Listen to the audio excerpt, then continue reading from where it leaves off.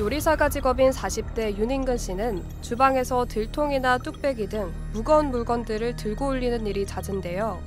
평상시 근육통이 느껴질 때면 파스나 찜질 등을 하는 것이 전부였습니다. 하지만 최근 들어 허리 통증에 다리 저림까지 생기면서 병원을 찾은 윤인근 씨.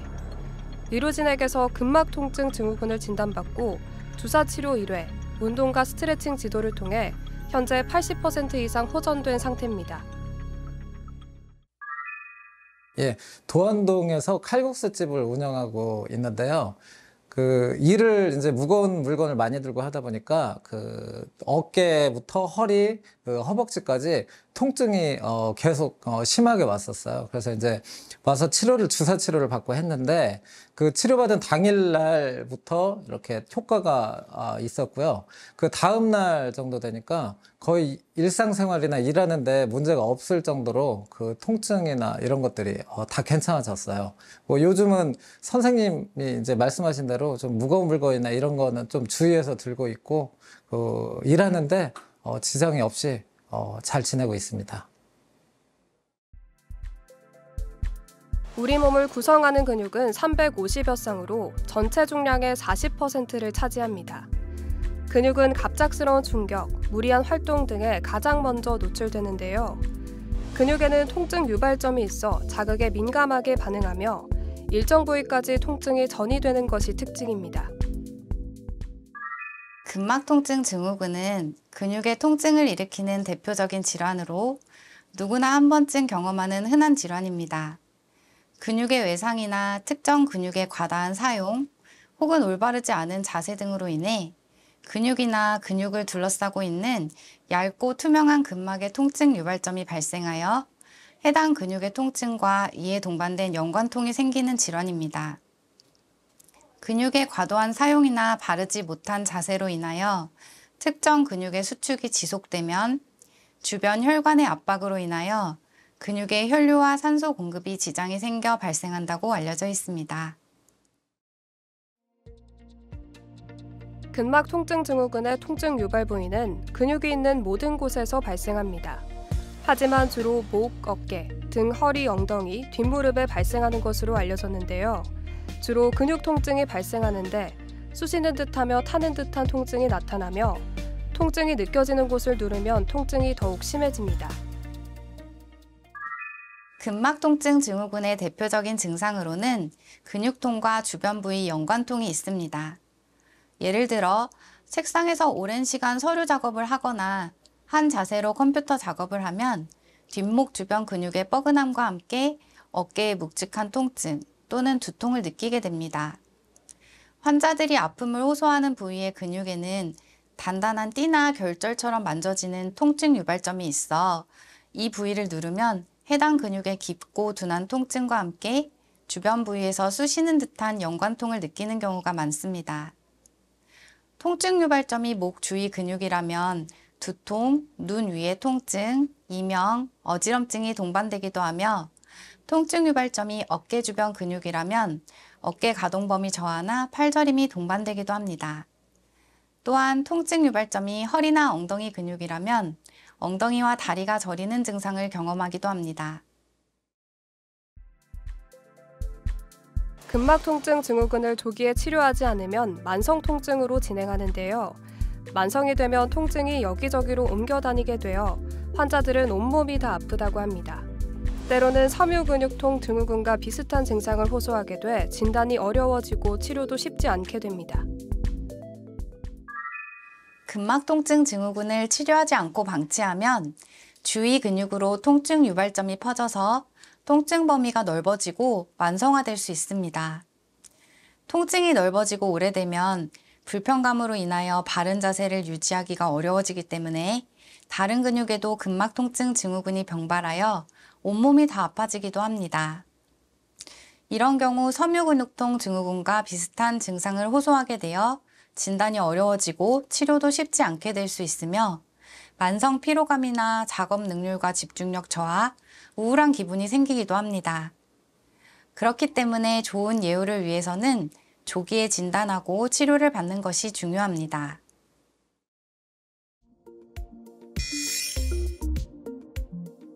근막 통증 증후군을 진단하기 위해서는 통증에 관한 자세한 문진이 필요한데요.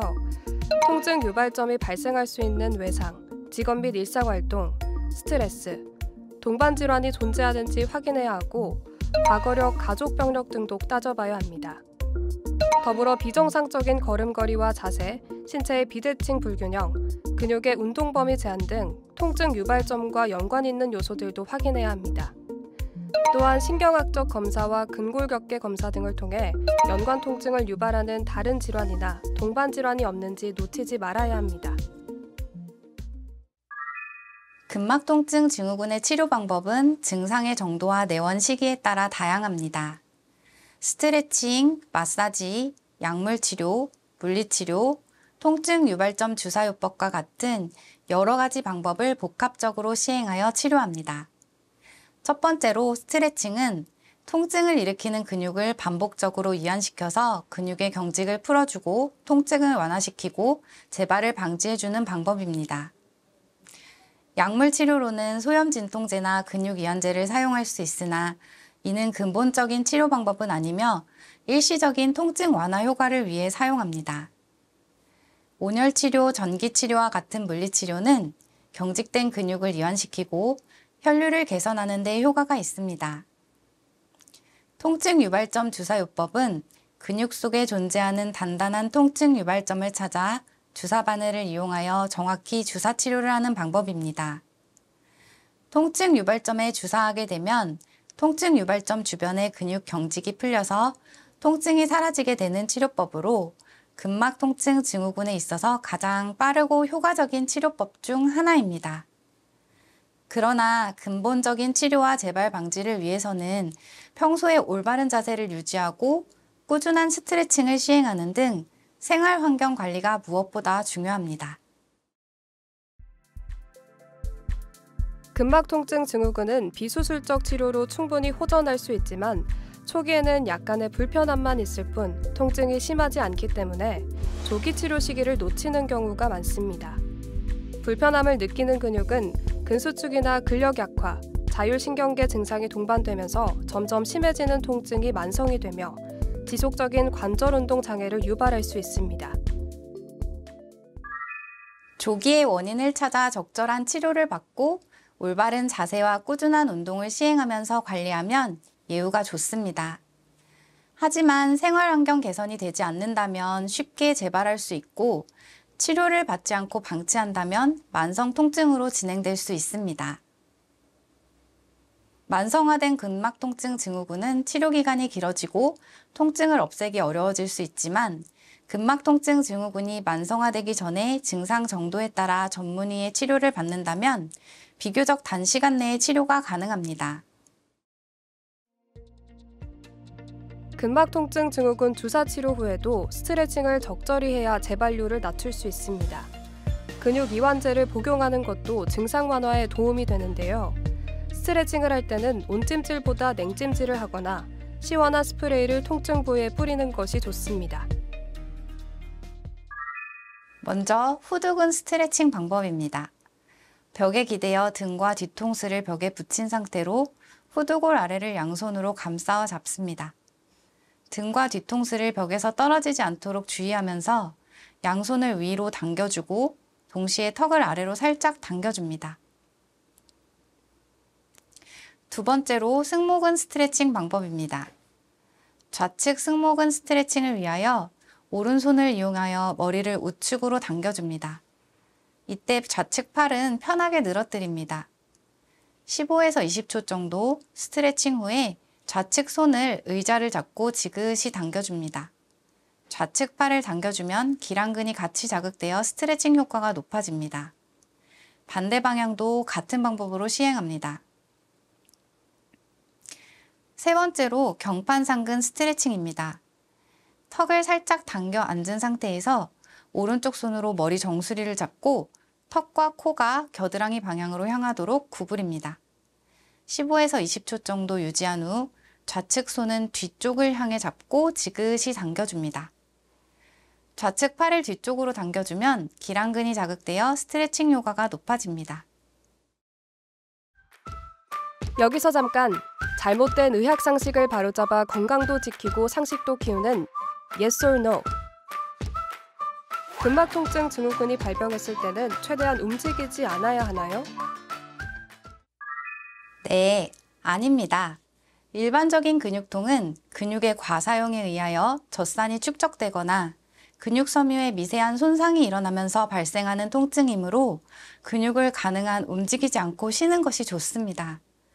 이와는 달리 근막통통 증후군은 지속적인 근수축에 의하여 혈류가 줄어 발생하는 근경직이므로 해당 근육을 스트레칭하고 적절한 운동을 해주는 것이 오히려 도움이 됩니다. 근육통이 있을 때 일반적인 근육통과 근막통증 증후군을 구별하기 어렵다면 전문의의 진료를 받고 진단에 따라 적절한 운동을 처방받는 것이 좋습니다. 잘못된 의학상식 깨치기 Yes or No. 두 번째. 통증이 발생한 부위는 강한 힘으로 마사지해주는 것이 증상 완화에 도움이 된다는데 사실인가요? 네, 아닙니다. 너무 강한 힘으로 마사지를 하면 근육섬유 손상을 일으킬 수 있기 때문에 너무 강한 힘으로 마사지를 하지 않는 것이 좋습니다. 뻐근하거나 통증이 있는 근육을 적당한 힘으로 주물러주면 시원해지는 것을 느낄 수 있습니다. 통증이 있는 근육을 마사지를 하면 해당 근육의 혈류가 개선되고 경직된 근육 속의 통증 유발점이 눌리면서 수축된 근육이 이완되기 때문입니다. 평소에 통증을 느끼는 곳을 만져보았을 때 가장 통증이 심한 곳을 엄지손가락으로 지그시 눌렀다 떼는 것을 반복하는 마사지는 증상 완화에 도움이 될 수 있습니다. 근막 통증 증후군에 있어 통증 유발점을 해소하는 것이 가장 중요한데요. 집에서 스스로 자극해 서서히 풀어주는 것도 통증 유발점 해소에 도움이 됩니다. 하지만 오히려 자극을 잘못하게 되면 통증이 더욱 커지거나 근육 수축으로 주변 혈관과 신경이 눌려 다른 부위에도 연쇄적인 통증이 생길 수 있는 만큼 증상이 나타나면 바로 병원을 찾는 것이 좋겠습니다. 안 좋은 자세나 무리한 근육 사용과 같은 부적절한 생활 습관과 스트레스에 의해 발생할 수 있으므로 이런 것들을 피하는 것이 가장 중요한 예방법입니다. 스트레스를 줄이고 적절하게 운동하면 혈액순환이 증진되고 통증이 완화됩니다. 올바른 자세를 유지하고 장기간 같은 자세로 일하는 것을 가능한 피하고 적절한 운동과 스트레칭을 병행한다면 근막 통증 증후군을 예방할 수 있습니다.